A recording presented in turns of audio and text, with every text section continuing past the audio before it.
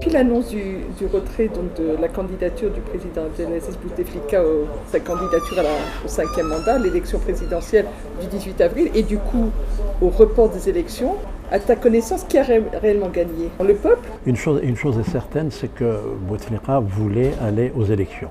Il a déposé son dossier de candidature. Bouteflika est ce que nous avons appelé le système Bouteflika, c'est-à-dire toutes les couches concentriques qui l'entourent et qui ont intérêt à ce que le système Bouteflika perdure. C'est un fait certain qu'il voulait aller aux élections le 18 avril. Ensuite, il y a eu ce rétro-pédalage.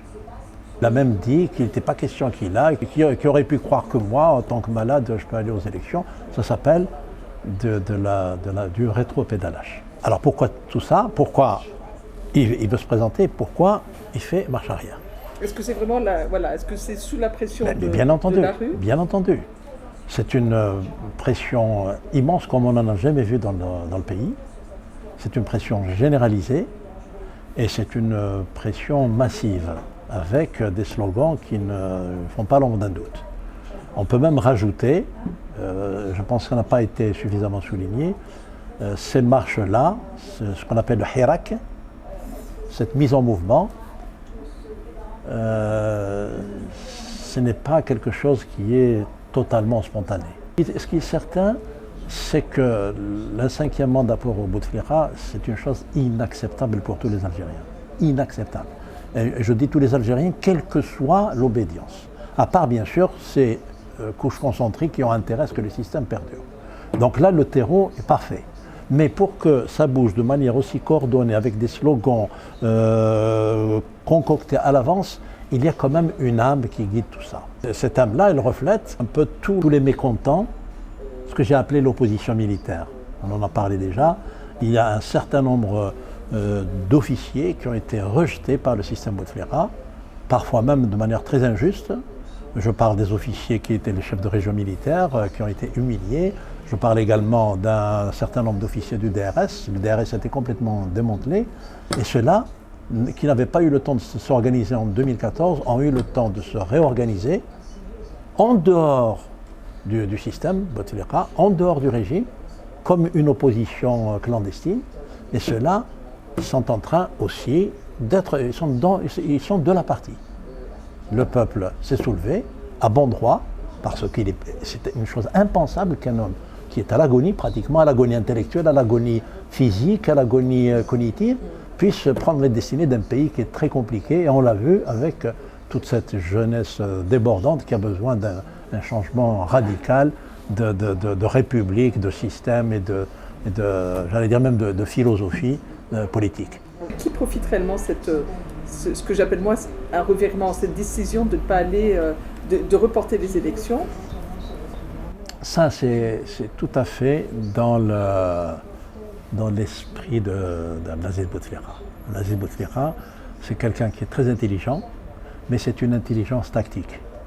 Ce n'est pas une intelligence avec une vision stratégique, une vision de long terme. Parce que si Bouteflika avait une intelligence prospective, une intelligence de long terme, elle aurait pris le dessus sur son ego. Malheureusement, il n'a pas cette intelligence.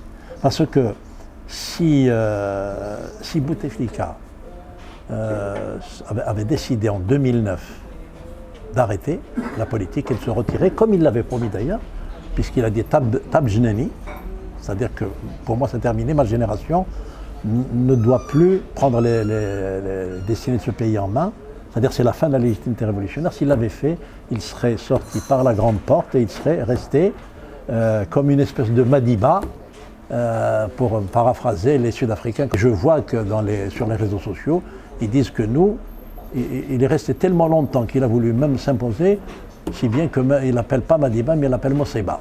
Voilà, c'est juste un peu pour montrer à quel point les gens, il a perdu tout crédit auprès de la population et des gens de manière générale. Quelles sont les nouvelles que tu as, toi, de l'Algérie?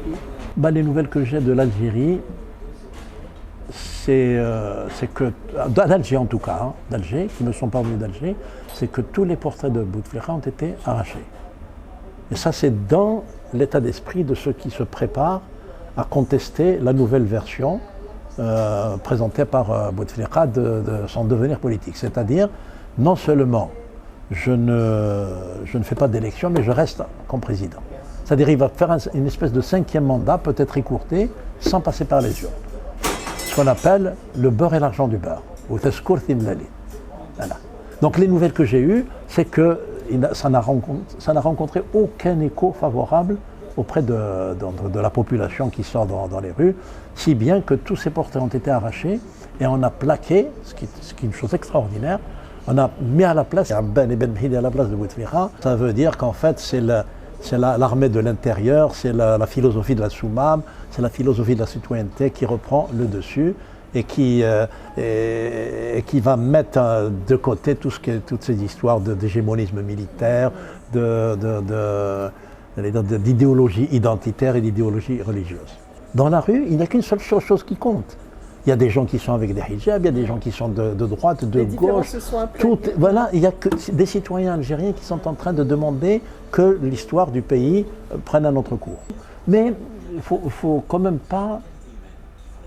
Il ne faut pas être d'un optimisme béat. Il ne faut pas être d'un optimisme béat. Parce que pour traverser, pour aller de ce système, de la fin de ce système, vers un autre système, un système démocratique, il se passera encore des choses. Personnellement, je pense que c'est surréaliste de maintenir les élections au 18 avril.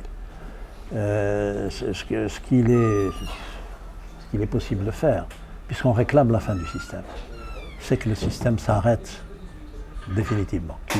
On ne peut pas imaginer mener une transition avec le système qui est en place. Mais qui va prendre en charge la transition? C'est ça, il y a un mécanisme constitutionnel qui fait défaut. On ne sait pas comment un pouvoir finissant va transmettre le flambeau à un pouvoir naissant. Mais quel pouvoir et comment le transmettre? À moins de trouver un homme qui ferait consensus de manière indiscutable, auquel le système finissant remettrait ses pouvoirs et pour qu'il puisse organiser une transition de manière pacifique. Le seul homme que je vois en mesure de mener cette transition et qui pourrait faire consensus, même si pour moi personnellement, il y a quand même des choses à lui reprocher, c'est Yamin Zeroual. Yamin Zeroual qui a quitté le pouvoir et qui aime son pays, c'est un très grand patriote. Yamin Zeroual peut éventuellement superviser une transition. Et en étant absolument certain qu'il n'y restera pas, il ne fera pas la même erreur que Bouteflika. Et puis lui-même est vieillissant.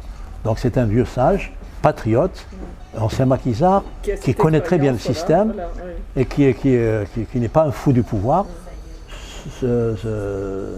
Yamin Zeroual peut éventuellement superviser et tout le monde lui ferait confiance pour une année et il organiserait les élections présidentielles. Des choses, à mon avis, c'est l'une des rares solutions. Il y en a sans doute d'autres, mais c'est l'une des rares solutions. Parce qu'en l'absence d'un homme de pouvoir, il y a comme la menace, on voit la menace pointe de retour du parti islamiste, des islamistes. Oui, mais voilà, les islamistes, dans l'état actuel des choses, on n'y coupera pas. Les islamistes vont revenir. Parce que personne n'a la légitimité pour dire que tel parti peut entrer en compétition électorale et tel parti ne peut pas. Qui est habilité, qui a la légitimité à dire que Ali Belhaj n'a pas le droit d'entrer en compétition? Qui a cette légitimité? C'est l'ancien système qui lui a interdit, or ce système-là va s'en aller. La seule consolation qu'on peut avoir, nous, c'est que les islamistes de 2019, ils ont mis un peu de vin dans l'euro. Tu vois ce que je veux dire? Ça veut dire maintenant ils tiennent plus un langage politique qu'un langage idéologique. Et qu'ils ont vu les exemples des islamistes tunisiens, marocains, capables de gouverner dans la paix sans vouloir plaquer une idéologie intégrale, je ne dirais pas intégriste, idéologie intégrale, religieuse intégrale sur la société. Et puis il y a aussi des mécanismes. C'est pour ça que je dis qu'il faut un homme capable de mener, et Yamin Zeroual a déjà fait ça, c'est de faire signer une charte. Parce que la constituante, si on va vers la constituante, c'est les islamistes qui vont revenir aussi. Aït Ahmed a parlé longtemps de constituante, quand il a compris un jour que la constituante ramènerait les islamistes en majorité à l'Assemblée, il a laissé tomber. Donc je pense qu'un homme de confiance, consensuel, pouvant piloter la transition et faire signer une charte à tous les partis politiques pour qu'on se débarrasse de l'hégémonisme militaire, c'est-à-dire personne ne peut venir gouverner parce qu'il a le fusil entre les mains.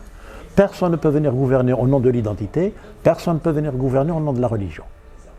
Voilà. La seule chose qui compte, c'est celle qui a été exprimée dans la rue, c'est-à-dire la citoyenneté. Nous sommes tous des citoyens d'un même pays, d'est en ouest, et ces constantes-là, nous les partageons tous et on n'en parle plus. Voilà, c'est la seule. Et donc, signer une charte de l'alternance, aucun parti politique ne peut rester au pouvoir si les urnes veulent l'éloigner du pouvoir. C'est pas parce que je suis au pouvoir que c'est fini, j'enlève l'échelle et j'y reste. Donc, signer une charte sur l'alternance, charte d'alternance au pouvoir, sur l'intangibilité des droits de l'homme, des libertés, de la liberté de la femme et du respect de toutes les conventions internationales et des accords internationaux.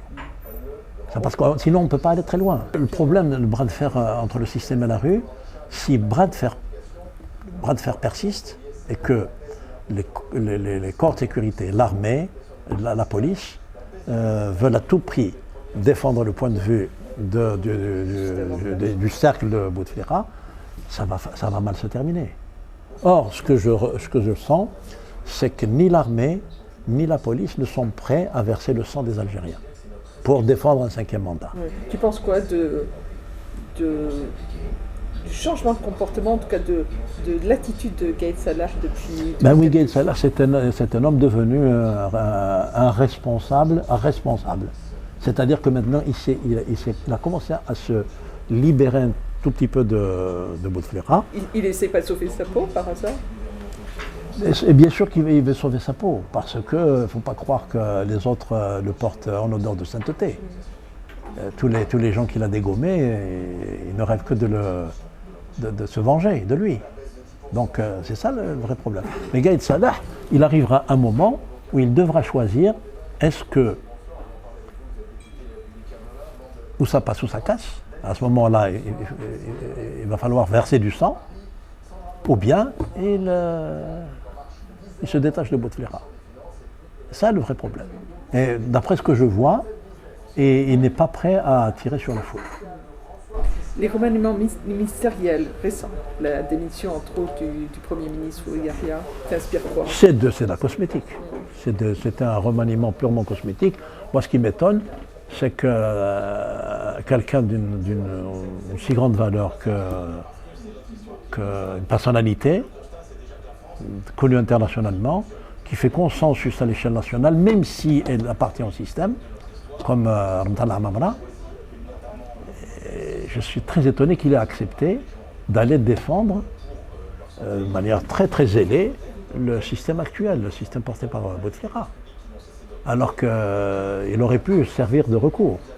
Là, il va se démonétiser. C'est-à-dire si le système Bouteflika veut l'utiliser comme le joker pour que le système perdure et permettre à Bouteflika, à sa famille, à toutes ces couches-là qu'il avait adoubées, de se retirer tranquillement sans être inquiété, là c'est raté. Parce que l'Amamra, il va se démonétiser. Les gens maintenant, il va apparaître aux yeux de l'opinion comme quelqu'un du système, qui a défendu le système Bouteflika. Et c'est vraiment dommage. C'est vraiment dommage. Je l'avais dit de Mokhran Naït Larbi, que c'était quelqu'un qui a une stature pour prétendre lui-même être président de la République, et que s'il continue à soutenir un candidat qui n'a de programme que ses étoiles de général, il va se démonétiser. C'est ça le vrai problème. Voilà. Et donc, l'Amamra, effectivement, c'est l'un des rares présidentiables qui est dans le système Bouteflika. Parce que Bouteflika, il a désertifié tout ce qu'il y a autour de lui. Il a désertifié l'opposition, bien sûr. Ce n'est que maintenant qu'on voit apparaître des personnalités crédibles, des jeunes comme Karim Tabour, pour qui j'ai une grande admiration, confiance, parce que je trouve qu'il est très bien structuré, qu'il en veut, et voilà, c'est un jeune loup politique, comme Zoubida Assoul, comme Mohsen Ben Abbas, comme Abdelaziz Belaïd. Moi, je rêve de voir ces gens-là entrer en compétition pour la présidentielle. Et que sorte, parmi ces gens-là, un président de la République. Et je suis persuadé qu'ils feront de bons présidents de la République, parce qu'ils connaissent le pays profond. Ils savent de quoi le pays a souffert, de quoi le peuple a souffert, et ils sont tout à fait en mesure de conduire ce pays. Mais on n'a pas la stature présidentielle dès le premier jour du mandat. La stature présidentielle s'acquiert, on apprend des choses à l'international, au national, etc. En tout cas, en l'état actuel des choses, pas d'élection présidentielle, on parle de report, aucune date fixée. Oui, il n'y a pas de date fixée, mais ça veut dire que c'est moi qui décide de tout. Encore une fois, Bouteflika se comporte en monarque républicain. Parce que là, c'est anticonstitutionnel. On ne reporte pas On ne reporte pas. Au moins, il aurait pu dire, nous allons, ces jours-ci, faire une conférence nationale. Et on va décider de ce que nous allons faire. C'est-à-dire, dans les 2 ou 3 semaines à venir, on réunit une conférence nationale. Et on va décider, est-ce qu'on reporte, est-ce qu'on ne reporte pas, dans combien de temps à quelle échéance on va les fixer, etc. Mais là, je décide de tout. J'annule l'élection présidentielle du 18 avril, je continue, on va organiser une élection, et puis vous allez vous-même vous exprimer. Il va y avoir les gens du système, les gens de l'opposition, les gens de la société civile. J'ai entendu la Mamra, même les gens de la société civile. Même. C'est-à-dire, a priori, cela ne... C'est qui est sorti dans la rue? C'est la société civile. Toute cette foule-là. C'est-à-dire, le système est toujours dans la posture. C'est moi qui décide, c'est moi qui fais des cadeaux. Chaque fois que je fais quelque chose, c'est un cadeau que je vous fais. Et ça, c'est intolérable. Donc l'impression qu'on a eu... C'est une privatisation de l'État. Ça s'appelle de l'entre-soi. Au nom de quelle légitimité, on ne sait pas. Parce que si on revient à la légitimité, la seule, c'est la légitimité électorale. Or, toutes les élections qui se sont déroulées dans ce pays, à part les élections de 1991, et je le dis et le redis, toutes les élections ont été trafiquées, tripatouillées, le verbe que j'aime bien. Voilà. Donc le peuple algérien qui scande sur le territoire national ou la diaspora dans le reste du monde, on a gagné, non, aujourd'hui? Non, c'est un quart de victoire. L'élection est ajournée, reportée, mais c'est pas... Non. Tu vois comment les prochaines semaines en Algérie? Et les prochaines semaines, c'est-à-dire la rue va se durcir. Ce n'est pas le débordement que je crains. Je crains les provocations. Dans pareil cas, quand les choses atteignent un certain niveau un niveau critique, il y a toujours intérêt pour une partie ou pour une autre, y compris des partis extérieurs. C'est ça qu'il faut comprendre aussi. À jeter un peu d'huile sur la braise algérienne. Bouteflika, même s'il a d'autres mérites par ailleurs, et on l'a souligné, puisqu'il a civilisé entre guillemets le régime algérien, il a restauré la primauté du pouvoir politique sur le pouvoir militaire, mais Bouteflika, il a fait quelque chose que l'histoire de notre pays ne lui pardonnera pas. Il a tiré le pays vers le bas. Il a tiré le pays vers le bas en plaçant à des postes stratégiques, des postes clés, des individus serviles. Des individus qui n'ont rien dans la tête et qui n'ont que la docilité et la servilité pour se faire valoir. Et on peut en citer une dizaine. Et ça, le pays est devenu la risée du monde extérieur. Alors qu'il y a des tas de gens compétents qui sont soit sur place en train de se morfondre, soit qui sont partis. Et ça, ce travers, ça date depuis l'époque révolutionnaire. C'est constituer des cercles de clientèle, pas sur la base de la compétence, etc., ou du mérite, sur la base de la servilité. Voilà. Moi, je retiendrai toujours cette image que m'avait donnée un de mes vieux amis qui était Macky Sall. Il a dit, ils se comportent tous comme des seigneurs de tente. Il plante sa tente, il est à l'intérieur, et puis autour, il y a des courtisans et des serviteurs qui attendent. Voilà, un système féodal. Alors, ils apportent et ils reprennent. Ils amènent des cadeaux et ils reprennent des cadeaux. Je te couvre, j'appelle ça aussi allégeance ascendante et protection descendante. Voilà. Allégeance La base de la pyramide fait allégeance au chef, c'est le système Bouteflika. C'est pour ça que je le dis et le répète, le Bouteflika est l'axe essentiel du système actuel. Ce n'est pas les clans, etc. Il y a l'opposition politique et une opposition militaire des anciens officiers qui est en train de dire on ne va pas vous laisser tranquille, vous n'allez pas rester au pouvoir. En espérant qu'ils ne vont pas venir, eux, reprendre le pouvoir. C'est le risque. Voilà. Oui, c'est le risque parce que la rue, elle le dit clairement, on ne veut pas du système Bouteflika et on ne veut pas aussi d'un système militaire. Système militaire, c'est-à-dire le système où il y a un pouvoir d'arrière-fond qui va placer des vitrines consensuelles comme je l'avais décrit dans le premier entretien. Ça, on n'en veut pas non plus. On veut un véritable système démocratique transparent. Et je vais dire encore plus. Comme tu me disais tout à l'heure, comment tu vois la suite? La suite, je la vois, il faut revoir la Constitution. Même si je pense qu'il faut la démanteler complètement et revenir à un système parlementaire. La seule façon pour que le pays soit gouverné de manière non idéologique, de manière qu'il n'y ait plus d'hommes providentiels, c'est de revenir à un système parlementaire. C'est le parlementarisme, pas au sens péjoratif, c'est le parlementarisme qui est la base de toutes les démocraties européennes. Ce sont des équipes qui se relaient au pouvoir avec donc un Premier ministre qui est comptable devant l'Assemblée représentative. Voilà. Et qu'il n'y ait pas un président qui est un monarque républicain. Même en France, qui est un système démocratique, maintenant c'est remis en question. A fortiori, quand il s'agit d'un pays en voie de développement, qui n'a pas d'une longue tradition démocratique derrière lui, au contraire, qui est en train de s'initier à la démocratie, la seule façon, c'est qu'il y ait des équipes qui se relaient au pouvoir. Donc revenir au parlementarisme avec soit un comité des sages, comité d'État des sages qui désigne le Premier ministre ou le chef du gouvernement, ou un président désigné par ses pairs, qui est un élu, et qui va être désigné par ses pairs en fonction de sa sagesse, de sa vision du passé, de l'avenir, de son mérite, etc. Et qui va jouer, son mandat durera 5 ans, et qui va désigner le Premier ministre. Quitter le régime présidentiel très fort qu'est celui de l'Algérie.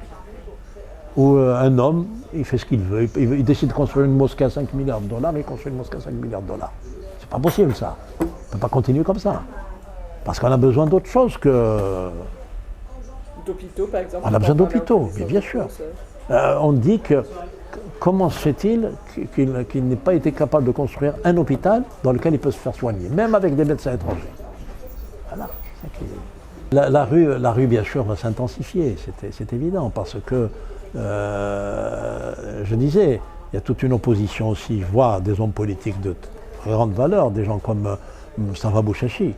C'est quelqu'un qui est... Qui semble émerger. Oui, il émerge parce que c'est un sage, parce que c'est quelqu'un qui est propre, qui était député FFS et puis qui a démissionné, qui a un langage très très clair et qui a compris les problèmes du pays. Et puis c'est un avocat, donc il connaît les mécanismes. Voilà, un homme, mais je ne le vois pas comme étant le pilote de la transition. Je le vois comme un potentiel candidat au présidentiel, qui est parfaitement crédible. Donc les hommes existent. Bien sûr. Maintenant on les voit. On disait qu'il y avait, avant ça, dans l'article, dans l'entretien qu'on a, je t'ai dit qu'il y a une opposition. Mais l'opposition, elle est comprimée. C'est une opposition qui est comprimée. Y compris d'ailleurs dans l'entourage de Bouteflika, il n'y a pas un seul homme qui émerge. Pourquoi? Parce qu'ils sont tous là dans une posture obséquieuse vis-à-vis du chef de l'État. Et rien ne bouge. Un seul qui a voulu bouger, c'était Tebboune. Il l'a nommé Premier ministre, et Tebboune a commencé à faire des réformes. Il a dit que l'économie algérienne était une économie confetti, et il a parfaitement raison. Il a commencé à essayer de gêner un peu les oligarques qui gravitent autour du pouvoir de Bouteflika, et il en a fait les frais. Voilà. Alors, en parlant des oligarques, certains disent qu'il y a le pouvoir des oligarques. Il n'y a pas de pouvoir des oligarques. Il n'y en a pas. Haddad, c'est qui l'a désigné, c'est Bouteflika. Avec quel argent travaille Haddad? Avec l'argent de l'État. On n'est pas dans un cas de figure où la bourgeoisie a accumulé du capital et qu'elle est autonome et qu'elle veut réformer le pouvoir politique. Non. les oligarques algériens pourvu que le pouvoir en place reste. Oui. Parce que même l'oligarque, il les a fabriqués, le pouvoir politique les a fabriqués. Et il travaille avec l'argent de l'État. Voilà. Ce n'est pas la bourgeoisie vénézuélienne. Donc c'est une chance pour nous, c'est que la bourgeoisie algérienne ne peut pas s'allier, ne peut pas jouer le rôle d'un ennemi intérieur, comme celle du Venezuela, et qui déstabilise le régime élu. Voilà. Donc les oligarques algériens, ce n'est pas un ennemi intérieur. Ils travaillent pour le pays, mais dans l'ombre du pouvoir politique qu'est Bouteflika. Le seul qui ne s'est pas aligné, qui ne s'est pas courbé, c'est Arbrad. Et on lui a mis 1001 bâtons dans les roues. Un homme qui dit « Je veux investir avec mon argent pour développer le pays, dans mon pays, et ils ne veulent pas me laisser faire. » Ils ne veulent pas me laisser faire. Moi, je connais le projet de Cap Ginette, il me l'a raconté. Le projet de Cap Ginette, ça aurait été quelque chose de faramineux. Il a trouvé les financements, il a refait 4 ou 5 fois, je ne me rappelle plus, il a refait les études 4 ou 5 fois. Il a démontré que la place, c'était exactement là qu'il fallait. Et c'était un projet qui aurait fait de l'Algérie une puissance économique. Et à chaque fois, on lui donne. Même Toufik qui soi-disant, c'est son gourou. Même Toufik, il lui a dit non, ça va nous poser des problèmes. Donc même Toufik, il l'a gêné. Voilà. Donc tous, ils l'ont gêné. Pourquoi? Parce qu'il n'est pas à leurs pieds. Voilà. Et il y a d'autres choses aussi. Il y a d'autres choses, mais bon, ce n'est pas le moment de le dire, mais parce qu'il n'est pas à leurs pieds. Donc un oligarque, les oligarques actuels, c'est pas un pouvoir. C'est un soutien du pouvoir de Bouteflika. Ce n'est pas un pouvoir autonome. Parce que j'entends dans les chaînes de télévision, non, pas du tout. C'est un soutien du pouvoir. En tout cas, ils ne feront pas d'ombre. Non, pas du tout. Ils travaillent avec l'argent de l'État. Qui c'est qui leur accorde les marchés? Les prêts, les marchés, c'est l'État. C'est l'État. L'État, c'est qui? Le roi. Oui, bien sûr. On a beaucoup, c'est un véritable serpent de mer, parlé de la santé, l'état de santé de Bouteflika. Qu'est-ce que tu en sais, toi, aujourd'hui? Hormis ce que tout le monde sait, à savoir que c'est quelqu'un quand même qui est affecté par un ou plusieurs AVC qu'il a fait. Beaucoup contestent effectivement. Écoute, cher ami, moi j'ai passé toute ma carrière professionnelle avec les AVC. Donc AVC, je le vois, je peux te dire la topographie cérébrale de l'atteinte vasculaire. Je peux le dire, non, je peux dire. Il y a ce qu'on appelle l'hémiplégie, l'accident vasculaire à topographie brachiofaciale, c'est-à-dire on a un bras qui est paralysé et un visage et ça récupère plus ou moins. On a ce qu'on appelle la monoplégie d'un membre inférieur, c'est la cérébrale antérieure. Mais les étudiants avec qui j'ai enseigné ça, s'ils m'écoutent, ils comprendront très vite. Or, ce que Bouteflika a, ça ne répond à aucune topographie d'accident vasculaire cérébral. Par contre, ça répond à quelque chose qui ressemblerait à un traumatisme crânien réel, ou quelque chose, un traitement qui a pu déstabiliser complètement le cerveau. Dans un accident vasculaire cérébral, on ne peut pas bouger les mains, bouge les mains. Il peut y avoir une aphasie, il n'y a pas d'aphasie, il a ce qu'on appelle une hypophonie. C'est la voix qui est écrasée complètement. Dans un accident vasculaire cérébral, il y a des troubles cognitifs. Il n'y a pas de troubles cognitifs chez lui, puisque moi je l'ai écouté avec John Kerry, il avait un discours tout à fait cohérent. Un discours grave, puisqu'il parlait de sécurité nationale. Donc, sur le plan cognitif, il a ce qu'on appelle, moi je l'ai appelé le logiciel politique. Incontestablement, Abdelaziz Bouteflika ne peut pas gouverner. C'est-à-dire, s'il est encore président, ce n'est pas lui qui va gouverner. Il peut dire, oui, diro, faites pour le mieux, allez-y, nahiwa, djiboua. Voilà. Mais un président, c'est pas ça. Un président, c'est quelqu'un qui a besoin d'avoir une vision de l'avenir à partir du présent et du passé. Et d'avoir une synthèse instantanée des rapports de force à l'échelle internationale. Ce qui n'est pas le cas pour lui maintenant. Et puis à 82 ans, on ne peut pas être président. Il n'y a que chez les Arabes qu'il y a encore des présidents de cet âge-là. Voilà. Donc il ne peut pas, incontestablement, il ne peut pas gouverner. Et notre pays, on l'a déjà souligné, notre pays est en face de difficultés très graves, à commencer par la question économique. On est même sur le point de relancer la planche à billets. Sur le plan sécuritaire, toutes nos frontières sont... l'armée est sur le qui-vive. L'unité nationale, parce qu'il y a des régions qui disent nous on ne trouve pas notre compte. La Kabylie dit non, on ne veut pas continuer avec vous. Le Mzab, le Sud, etc. Donc il y a des problèmes très très importants. Voilà. Et puis celui qui, il faut lui souhaiter du plaisir à celui qui va prendre le relais du pouvoir actuel. Parce que c'est un peuple qui demande tout. C'est un peuple qui veut du logement, qui veut de l'éducation, qui veut de la nourriture, qui veut de la santé. Il y a des tas de chantiers à ouvrir et il ne faut pas oublier que le PIB algérien, il est bon an, mal an, entre 150 et 200 milliards de dollars. La France est 3 000 milliards de dollars. La France. Les États-Unis, 17 à 18 000 milliards de dollars. Donc, voilà, quand on dit que l'Algérie est riche, elle a peut-être des ressources du sous-sol qui sont très importantes, elle a un potentiel considérable, une grande superficie, presque 5 fois la France, mais on ne produit pas. Donc il faut remettre toute cette machine en route. Tout est à faire pour toi. Tout est à faire, tout est à faire. Il y a d'énormes potentialités. L'agriculture saharienne, elle donne beaucoup, mais elle peut donner 4-5 fois plus. Voilà. Si on s'arrête au gaz de schiste, on va bousiller la nappe fossile au Sahara, qui est une nappe non renouvelable. Donc il y a des tas et des tas de choses. Il faut la mise en valeur du littoral. On a un littoral extraordinaire. Or, nous, on s'est dit, on ne veut pas de petits sous. On a du pétrole, on a beaucoup d'argent, les petits sous, ce n'est pas le moment. Puis la dignité, etc. Non, c'est un pays qu'il faut remettre au travail. Et il va y avoir beaucoup de désillusions.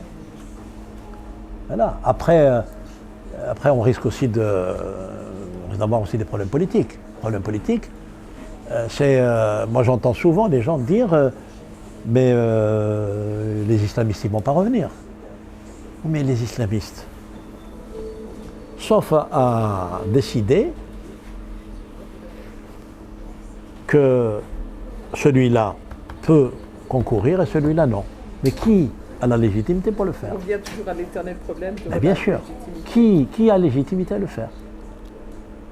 Voilà. Donc je ne vois pas qui pourrait aller au Hajj, qui pourrait empêcher Ali Belhaj de revenir en politique. Abbassi Madani. Qui? Sauf à dire que c'est l'armée, et si l'armée prend une telle décision, ça veut dire qu'elle est revenue au pouvoir. Et ça veut dire qu'on recommence à zéro. Voilà. C'est-à-dire qu'on n'est pas dans le degré zéro de la politique. Le degré zéro de la politique, ça veut dire qu'on remet tout à plat, tout le monde peut concourir, mais il faut s'entendre dès le départ qu'on ne peut pas squatter le pouvoir ad vitam aeternam. Et il faut signer, comme je disais, une charte de l'alternance, le respect des conventions internationales, les droits de l'homme, les droits de la femme, les constantes nationales. Mais moi, je ne me fais pas de soucis. Parce que, si, on peut se faire des soucis. Et on peut se faire des soucis, y compris si c'est un parti démocrate qui prend le pouvoir. Mais en Algérie, tout le monde veut se recentrer, c'est-à-dire veut devenir consensuel, y compris les islamistes. Moi, j'ai entendu des islamistes, pur et dur, dire « Ana muslim wa amaziri » ou bien « Ana amaziri muslim ». Moi, je suis amaziri musulman. Voilà. Et je te dis, ils tiennent tous maintenant un langage qui est très, je ne dirais pas laïque, mais c'est un langage politique. Ils se sont un peu débarrassés. Ceci dit, il y a toujours les fameux salafistes qui sont ceux-là. J'espère que c'est leur matrice qui va les combattre. C'est-à-dire, c'est des gens comme Ali Belhaj, comme Abdelmani, qui vont éloigner les salafistes. Moi, j'ai entendu Ali Belhaj critiquer très très sévèrement l'Arabie Saoudite. C'est quand même quelque chose d'inédit. Eh oui. Voilà. Et il tient maintenant un langage politique. Donc, moi, je ne vois pas pourquoi, venant avec un parti à dénomination laïque, parce qu'il faut maintenant qu'il n'y ait plus islam, identité militaire dans la dénomination d'un parti politique. parti politique, c'est le progrès, c'est le travail, c'est l'économie, c'est le social. Voilà un parti politique. Maintenant, si je dois défendre mon programme en invoquant Dieu, là, on repart sur les mêmes travers, quoi. Voilà. Donc, tout ce qui est de nature idéologique, identitaire, et puis tout ce qui est dans l'esprit de l'hégémonisme militaire, ça, il faut le mettre de côté. Il faut entrer en compétition sur un discours clair. Et ça doit être contenu dans une charte si on ne fait pas de constituante. Je pense que si ce régime s'en va et qu'il y a une nouvelle classe politique, de gens qui n'ont jamais été de près ou de loin dans le système, et que la confiance entre gouvernants et gouvernés est restaurée, je pense que les choses vont aller dans le bon sens. Ça ne veut pas dire que ça va être le paradis merveilleux. Ça, moi, j'y crois pas. J'y crois pas. Parce que la politique ne suffit pas elle-même. On peut régler nos problèmes politiques, mais après, il faut du business. Il faut produire, il faut s'enrichir, il faut exporter, il faut se désengager de la dépendance aux hydrocarbures. C'est tout ça qu'il faut... On ne peut pas faire des citoyens avec une ration calorique inférieure à 2000 calories. Encore, on peut les faire vivre avec 1500 calories par jour, mais alors en dessous, on ne peut pas. On peut pas. Mais bien sûr. Ça veut dire qu'il faut, pour faire des citoyens, il faut qu'il y ait un certain bien-être. C'est quoi un citoyen? Un citoyen, c'est celui qui essaie de faire coïncider ses intérêts personnels avec l'intérêt suprême du pays, l'intérêt général. Chaque citoyen, normalement, c'est ça. Je veux défendre ma classe sociale, mais je ne veux pas nuire à l'intérêt suprême de mon pays. Hein? C'est comme ça que les gens vont finir, chacun défend son intérêt, mais avec l'axe principal, l'intérêt suprême du pays. Avec ça, on peut construire un pays. Voilà.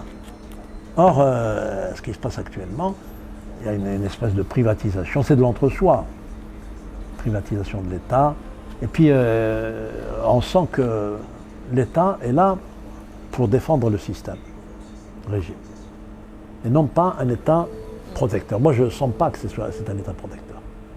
Il y a beaucoup de choses qui marchent de travers, malheureusement. Et ça, le citoyen en souffre. Et c'est pour ça que les gens sont prompts à sortir dans la rue et à réclamer. Que tout ça change.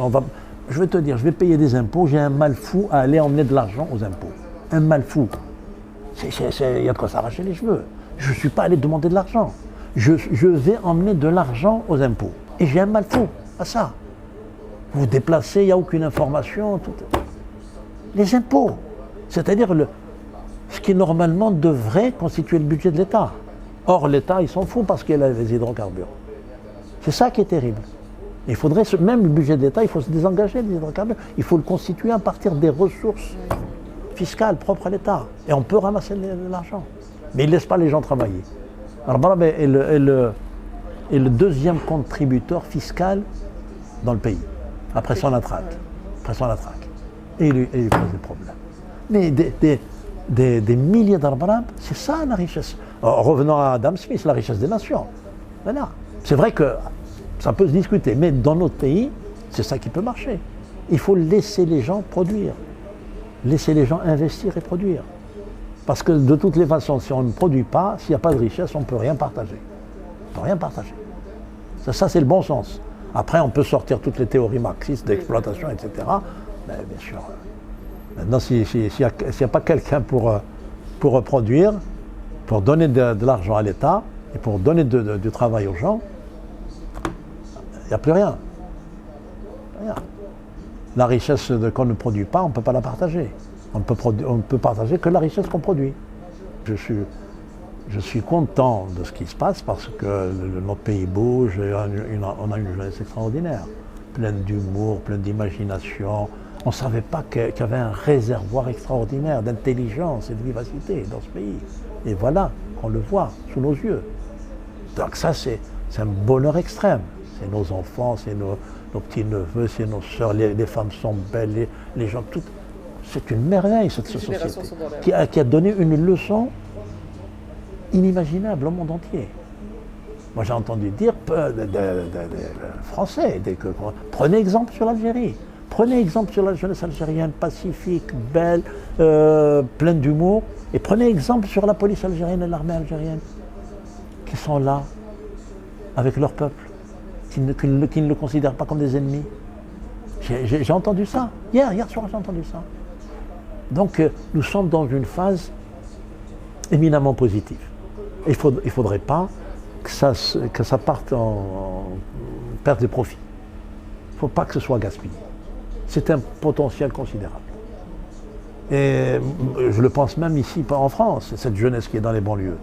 C'est un potentiel considérable, pleine aussi d'humour, d'imagination, etc.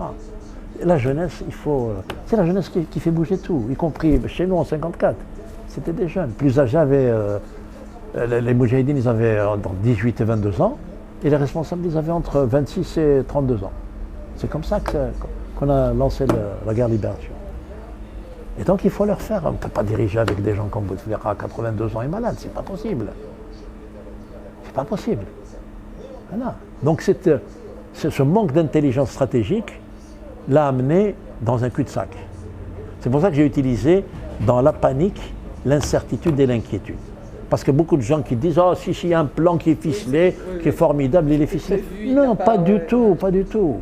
Pas du tout. Ils se sont... Plus ça avançait, plus ça allait vers le cul-de-sac. Plus les choix se rétrécissaient. Et on arrive jusqu'à rétropédaler de manière peu glorieuse en disant « Non, mais je n'ai pas dit que j'allais me présenter. » Qui a dit ça? Alors que le dossier était déposé. C'est pas bien ça. Ils sont tous en train de paniquer parce qu'il y a beaucoup de rats qui quittent le navire aussi. Eh oui. Parce qu'ils sont tous très inquiets.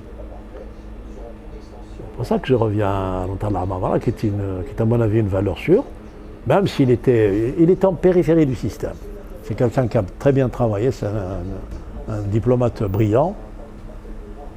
Et puis là, il va devenir vice-premier ministre de Nourdine Bedoui, qui sort du néant, qui sort d'un petit poste administratif dans un ministère, alors que lui est brillant diplomate. Alors est-ce que peut-être qu'on le prépare à des fonctions suprêmes. Mais là, il se démonétise. Parce que là, il avait un petit doigt dans le système, maintenant il a tout le corps dans le système. Or, le système, personne n'en veut maintenant. Personne n'en veut. Les jours, les semaines qui arrivent vont être cruciales. Bien sûr, c'est décisif, bien sûr. C'est décisif. Je dis, la seule façon, c'est que c'est un mécanisme non constitutionnel, c'est de transmettre, c'est que ce régime dépose le bilan et qu'il transmette à un homme consensuel. Et cet homme consensuel, je n'en vois qu'un seul, en qui tout le monde peut avoir confiance, c'est Yamin Zaloual. Le seul problème, est-ce que Yamin Zaloual peut revenir ou pas? Voilà. Est-ce qu'il voudrait revenir? Mais je suis persuadé que c'est quelqu'un qui est un grand patriote, qui l'a déjà montré, et qui ne demande qu'à servir encore une fois, mais sur une durée très courte. Un peu la Mandela, quoi. Voilà. Je veux le comparer à Mandela pour l'inciter à venir.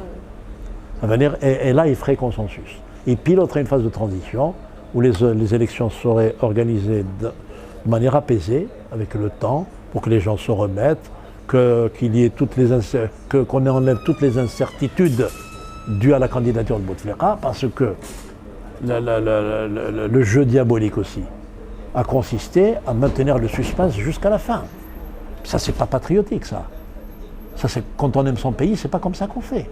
C'est dès le départ, je suis candidat ou je suis pas candidat, pour que les jeux soient clairs.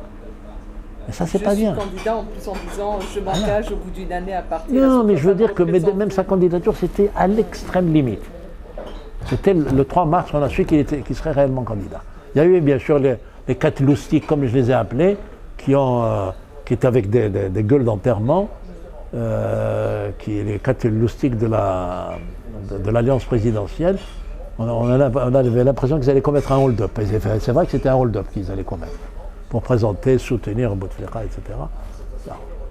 Ça, yarthi harshi. et je maintiens le suspense jusqu'au bout. C'est pas ça, c'est pas comme ça qu'on mène un pays. Si on aime son pays, il faut pas le mettre dans l'incertitude, une incertitude qui peut déboucher sur des catastrophes. Oui, bien sûr. Imaginons qu'il y ait un manque de discernement de la part des services de sécurité, de la police, de l'armée, etc. Il peut y avoir du sang encore. Et ça, c'était la limite à ne pas franchir. Voilà. J'espère que la raison prévaudra, et qu'il s'en aille dans la tranquillité. En kabyle, on dit خدم شغلك ذي اللي تسعى. Dire شغلك في اللي تسعى. Parce que si tu es pris par le temps, tu fais n'importe quelle connerie. Et Bouteflika, la sortie, il l'a raté complètement. Moi je dis, il est arrivé comme un De Gaulle. Comment va-t-il partir? Je n'en sais rien. Est-ce qu'il va partir comme Ben Ali ou comme... il est arrivé comme De Gaulle. Il va sauver le pays. Et d'ailleurs, même De Gaulle, il n'a pas fanfaronné autant. Hein. Il a parlé de président stagiaire, etc. Non. Il serait parti en 2009. Ce serait vraiment Madiba, quoi, pour reprendre l'expression accordée à Mandela. Mais le Madiba, je crois que c'est celui qui va réussir la transition. Voilà. Et en espérant qu'il y aura un homme, et moi je pense donc Ali Abid Zeroual, je ne vois pas d'autres qui pourraient être aussi consensuels, qui connaissent le système. Il peut y avoir aussi un comité des sages. Comité des sages, Ali Abid Zeroual bien sûr. Moi je verrais aussi Ahmed Taleb.